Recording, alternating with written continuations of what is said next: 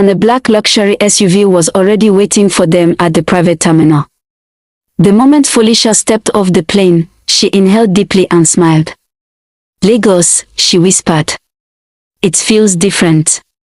It's like a world of its own." The drive to the Lima mansion was unlike anything Felicia had ever experienced, smooth, luxurious, the car gliding effortlessly through the streets as she admired the high-rises, the lavish boutiques, the elite restaurants glowing with golden lights. "Uma, your world is unbelievable," she breathed. But she had no idea just how unbelievable it was. When they arrived at the Lima mansion, Felicia was struck speechless. The estate stretched across acres, its tall golden gates opening as uniformed guards nodded them through. The mansion itself was breathtaking, polished marble floors, sparkling chandeliers the size of cars, grand staircases that spiraled toward high ceilings painted with intricate designs. "This looks like something out of a royal movie," Felicia whispered, her eyes darting around in awe.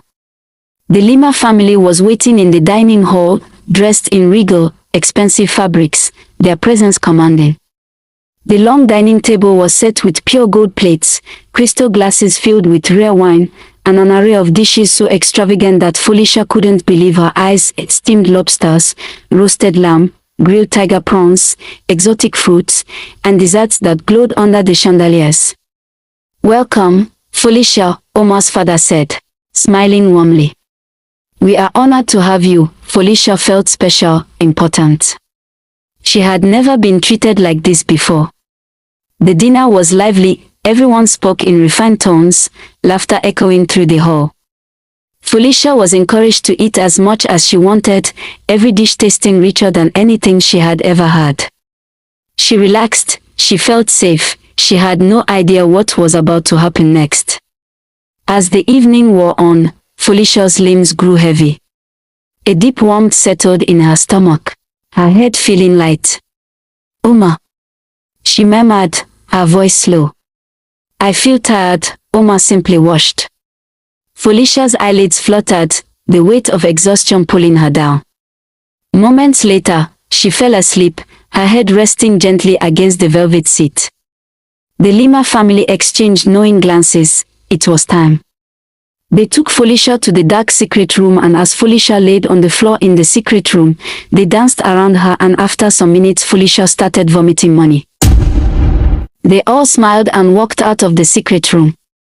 As they went to their various rooms, Uma laid in her room feeling sad. But she then thought to herself, "Anyway, I did this to save my precious family. And that's all that matters." The money Felicia vomited filled the secret room. Days passed, and when Felicia was finally brought out of the secret chamber in the Lima mansion, she wasn't the same person anymore. Her once bright, curious eyes were vacant, staring straight ahead without focus. Her movements were stiff, slow, as though each step required effort. She didn't speak, not a single word. Uma stood beside her, watching as her family dressed Felicia in a plain red shirt and fitted jeans. She barely blinked, barely reacted. She was no longer Felicia, she was something else. Something had happened to her in that room. Something that no one could explain. And yet, she was alive. Uma swallowed hard, pretending to breathe normally as she led Felicia to the waiting car. The flight was booked, the arrangements made. Felicia was going back to school, and this part of the Lima family's legacy would be buried forever. The private jet soared through the sky, but unlike the first time, Felicia didn't marvel at the clouds. She didn't stare out of the window with excitement, didn't whisper prayers of gratitude. She just sat there, staring at nothing, hands folded neatly in her lap, silent. Uma looked over at her, trying to ignore the sinking feeling in her chest. She wanted to say something, to ask if Felicia was alright, to say sorry, to tell her that she didn't want things to end up this way. But the words never came. She knew the truth. Felicia wasn't alright, and it was her fault. She squeezed her fist, turning toward the window, pretending not to feel the overwhelming guilt that had latched onto her soul. "This is how it has to be," Uma whispered to herself. "She'll forget. She'll move on. Life will go back to normal," but deep down, She knew nothing would ever be normal again. The moment they stepped through the university gate, Omar distanced herself. She kept walking ahead, faster than Felicia, refusing to look back. Felicia, however, moved slowly, as if her limbs no longer knew how to function.